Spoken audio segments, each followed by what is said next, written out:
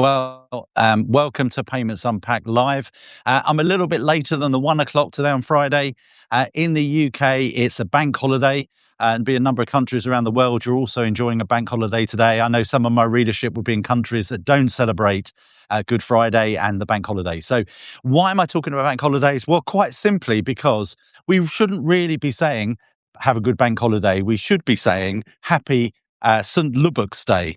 Now, you might say, why St. Lubbock's Day and not a bank holiday? Well, 155 years ago, a politician gave us these bank holidays, and that was his legacy in terms of what he did. His name was Sir John Lubbock. He was a politician. He was a banker. He read a lot of scientific writing and encouraged schools to teach children about scientific things. And the guy, I think he was a bit of an eccentric because he also tried to teach his dog to read. I haven't been able to find out whether the dog managed to read and if he did what he did. But that's Sir John, the guy that we thank for bank holidays. So as ever, this is an impromptu, unscripted, unedited. You can see I've got a couple of notes of things to talk about because in case I forget some of the salient facts. But ask a comment in the box below. Leave a comment. If you're watching on replay, then please share with your audience. So as I said, Sir John Lubbock, the guy we're celebrating and thanking today for bank holidays, really tried to do three things. He firstly promoted, as I said, the idea of scientific writing and scientific exploration. He was really keen to see the UK's national debt reduce. And that was one of his aims as a politician. And finally, he also said he wanted to secure additional holidays. Now, that's a little bit perverse because at the point he was securing additional holidays through the parliamentary process, there were around about 40 days recognised in the UK as saints' days, as holidays, as festival days. So part of his formalisation of days off or bank holidays or public holidays actually saw the reduction in numbers of days. But his idea was that he felt there should be certain days when people didn't have to go to work and people could have a rest day. And these bank holidays that he looked for, there are only 8, but things like Christmas Day, Boxing Day, New Year's Day, Easter Monday, Good Friday, those sort of days, he did it to say there should not be the obligation to settle financial instruments on that day. So the idea was that a bank always had to open because if people wanted their money, the bank had to be open. If it was closed, people were concerned it would lead to a run on the bank or some form of ill reputation for the bank. So they wouldn't have days off. So they legislated for days off when it wouldn't be a settlement day. And in fact, today it's still the same, isn't it? We don't have settlement days on bank holidays, just like we don't have settlement days on the weekend at the moment on Saturdays and Sundays. I guess that was all right in a check world, in a cash world.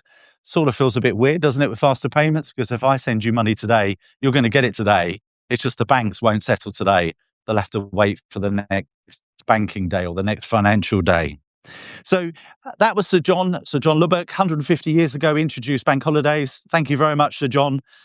It got sort of put together in 1971 in terms of I've got an unstable internet connection. I'm in the middle of Suffolk, so I sort of hope that we'd be right in the middle of Suffolk and have a decent signal, but we'll keep going and see what happens. But what was I saying? I was saying that, in 1971, the Banking Act formalised it all, so it sort of regularised it. So we're looking at legislation now from 1971 rather than 150 years ago.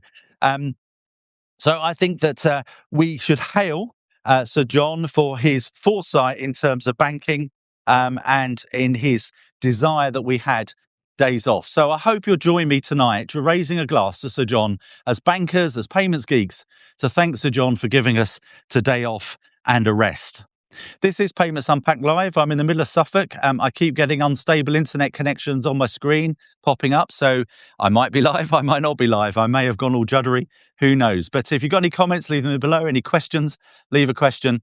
If you don't already subscribe to Payments Unpacked, head over to payments-unpacked.com and subscribe to my newsletter. You'll find loads of information about payments that keep you up to speed, both on payments news here in the UK, across Europe, and globally as well. So please sign up there. The second story today was about a story we ran on Payments Unpacked a couple of days ago, which was actually a podcast. It was a podcast about Dave the debit card. So if you haven't heard it, again, drop over to payments-unpacked.com and you'll find the podcast about Dave the debit card. And I was thinking about debit cards this week as I set up a new iPhone and we had to put the cards virtually onto the phone. I'm trying to think, where is the original card? Where is the plastic card to take a photograph off and load the details from? Well, it was 1987 in the UK where we got a debit card. It was Barclays. My recollection of the time is that other banks were thinking about introducing debit cards, and Barclays went ahead, coined it the Connect card, and launched it in 1987 ahead of everyone else. That's typical Barclays, isn't it? We saw that back in '66 with the credit card, and we've seen it with other things like direct corporate access and Ping It and Pay It. We've sort of seen those behaviours and attributes of Barclays. But first to market with a debit card, and according to UK Finance, within 9 months, 1 million cards were in circulation in the United Kingdom. So that's pretty cool. I think at one time we were using them as check guarantee cards to write against the check, but slowly and steadily those debit cards took over. And we now see 27 billion debit card transactions in the UK every year. Well, that change of habit from check to debit card, we've seen probably some credit card to debit card when the debit card came out. We've certainly seen cash to debit card. But this week, as I said, we told the tale of Dave the debit card, and it was a story about change, and it was a story about change in the behaviours and how Dave the debit card felt about these changes in behaviours, and it wasn't a story about failure. It was a story about success, a story about change, about the instrument, the payment instrument evolving with our habits. You know, there was a phrase quite a long time ago from American Express. It said, "American Express, don't leave home without it." Well, we've got to a situation we don't leave home without our phone. And the reason we don't, it's not because we want to ring people all the time. It's because it's our sat nav. It's because it's our communication device, because it's our email, because it's our social media portal. But importantly for us banking and payments people, our phone is now our bank. We're carrying a bank around in our pockets, and we're carrying a payment terminal also around in our pockets. What a change. And I think as we've started to see this transformation of a physical debit card to a tokenized instrument on our phone, the end is nigh for the physical debit card. We shouldn't look back and see that as failure. We should look back and see that as absolute success of changed behaviors and habits now going to its next generation. So if you haven't heard about the reflections of Dave the debit card, check it out on payments-unpacked.com or listen on Spotify, search Payments Unpacked on Spotify, and you'll hear it as well. It's wry, it's a bit funny, it's a bit silly, but it's sort of a reflection on the success of the debit card, but of course the end of the need for a physical debit card. This is Payments Unpacked Live from the wilds of Constable Country, Suffolk in England. We've done some other locations last week. We're in Berlin the other week. Well, we've come back home to Suffolk for Payments Unpacked Live. If you haven't subscribed to my newsletter, sign up at payments-unpacked.com. I can see from the stream of notifications on my screen. A number of you are listening live. Thank you for listening. I didn't announce this one because I knew I wouldn't be ready for 1 o'clock. But thank you for listening. And my last story of the day is about faster payments. Now, I know I've covered faster payments a couple of times before, but this week on Payments Unpacked, we ran the second guest blog from Jeremy Light. If you don't know Jeremy, he runs Agenda Payments on Substack. So if you search Substack and Agenda Payments, you'll find his newsletter. Do subscribe. Occasionally, Jeremy hops over to Payments Unpacked and shares a guest blog. And we're the second of 3 blogs from Jeremy about faster payments. And this second blog that we had this week talks about the rise of faster payments, but also his expectations or his forecast for where faster payments might be by 2030. The demise of new payments architecture, the slow work of new retail payments infrastructure. If you're interested in that, go to newrpi.uk and I can share some more information with you about the new rails for the United Kingdom's payments. But given those manifestations of something not really getting anywhere at the moment, faster payments has been here for 18 years. It's going to be here for a whole chunk of time. So our dependence on faster payments rails is absolute. Billions of transactions go across it every year. In addition, it's the bedrock for variable recurring payments. It's the bedrock for open banking account to account. If we're going to see this move from credit and debit card traffic to account to account rails, faster payment is absolutely dependent upon that. We've had it 18 years. It's just coming up to its 18th birthday. We did some blogs last week about coming of age for faster payments, payments-unpacked.com, probably got the message there. But in terms of the blog that he carried this week, Jeremy pulled out 5 things that he thought were very significant about faster payments. And I thought they were worth summarising today. The first one is that faster payments created a demand that we didn't realise existed. We were sort of happy with checks and cash. We were sort of happy with the old credit card and maybe a debit card. We would feel comfortable with a BACS transfer with money moving from A to B. It was instantaneous debit and credit.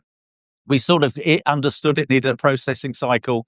But actually, the minute faster payments came on, not only did it steal the standing order traffic, more of that in a moment, it also started us making a pay of bills via online banking. And we realized I could pay you for the pizza last night. I could pay somebody else my bit for the holiday, or to share of a bill, or just send a birthday present instead of sending a check or cash in the post. So faster payments certainly created demand over and above the expectations. The second is that growth in faster payments has been absolutely consistent year on year, and the growth each year as a percentage has been astronomical. It's been very significant. Some years are over 20% growth, some years are about 18% growth. We may have had a 13%, but double-digit growth every year for 13 years, 18 years. That's just amazing, isn't it?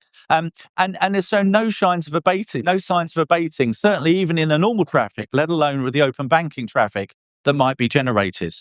The third thing that he brought out is that Jeremy brought out is the introduction of faster payments as a near real time or almost real time or later settled same day payment. It didn't get rid of existing payment types in the digital form. Yes, it's helped the demise of the analog form of cash and checks, but in the digital form, it supplemented and supported chaps, cards, BACS debit and BACS credit. So it didn't come in and push those to one side, but it inserted itself as part of the payments mix. And of course, I mentioned this, I think last week on Payments Unpacked Live, maybe the previous week on Payments Unpacked Live, but we had an opportunity with faster payments to eradicate float in standing orders. Now, for those younger or people are not clearly not as old as me, when we used to make a standing order, so a recurring payment from A to B, it was paid through BACS, and your bank would debit your account on day 1, and the beneficiary would get their money on day 3. And so it involved 2 days float, 2 days interest forgone that the sending bank managed to keep, didn't pass on to you. Now, a BACS direct credit and direct debit are simultaneous debit and credit on the day of value. That's not the issue. With standing orders, this debit on day 1 and credit on day 3 was an issue. And we were under pressure as a banking industry, a payments industry, to get rid of that. And it was my privilege and my pleasure, and despite the fact I was CEO of BACS, but to lift and drop 320 million payments out of BACS and into faster payments that did 2 things. Firstly, it gave a huge number of faster payments on day 1 to start processing through. It gave them volume and scale to use and to justify the system. But secondly, it eradicated float. So in electronic payments, the last bastion of credit interest forgone or float in a payment, I managed to get rid of for the UK and allowed to ensure that we could transmit money from A to B on a reoccurring transaction, just as simply as if we were paying by chaps or faster payments. The fifth point that Jeremy brought out, and this is where it's both good and bad, really, or 18 not out, but 18 unchanged. You know, what we have got as faster payments today is basically what we had in 2008. So as functionality goes, is that good or bad? Well, you could argue it's bad. We haven't seen innovation and competition and change in the way the transaction works, that it might, as a faster payment, might differentiate itself, might give different flavors, might act in a different way. You might say, well, we expected to see some innovation. We're still in message 85, 83, all those things. But you could say, after 18 years and the volume's growing year on year, it's certainly scratched an itch, and it is certainly showing its worth in today's payments ecosystem and affecting the way, or providing solutions to the way that we pay for the goods and services that we consume. So the fifth point that Jeremy brought out as an attribute of faster payments to bring out on its 18th anniversary, I guess is good and bad. I look forward. I'd like to see a new faster payments as part of new retail payments infrastructure out there doing different things. I'd like to see instantaneous settlement as well as instantaneous transfer of value into my bank account. But we can't be too hard on faster payments, because after 18 years, it's still serving us well. And I think if you look back to other technology and other solutions after 18 years, that's not always the case, is it? So there are my three stories this week for Payments Unpacked Live. It was a bank holiday. I thought I'd still do it. I thought I'd still share because obviously most of my audience, or the audience, are just global. So a number of you folk will be working today. Apologies for that, while the Brits and the Europeans are swanning around on holiday. But please subscribe to my newsletter at payments-unpacked.com. We'll be back next week. Probably we'll do 1 o'clock on the nail. We'll hopefully get that together for 1 o'clock. Do subscribe. Do reshare, and thanks for listening.